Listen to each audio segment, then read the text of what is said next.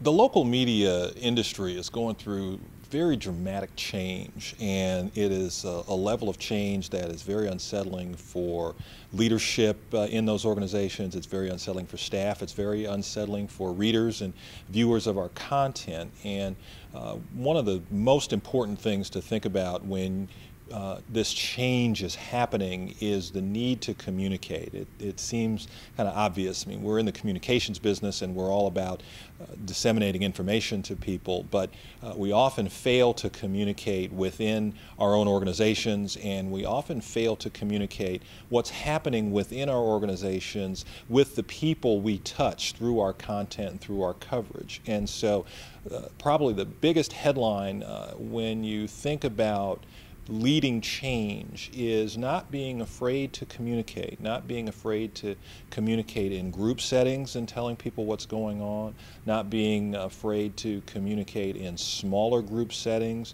not being afraid to communicate one-on-one. People appreciate information. It's a lot easier for people to accept change when we're telling people what's coming and we're providing people with as much information as we possibly can.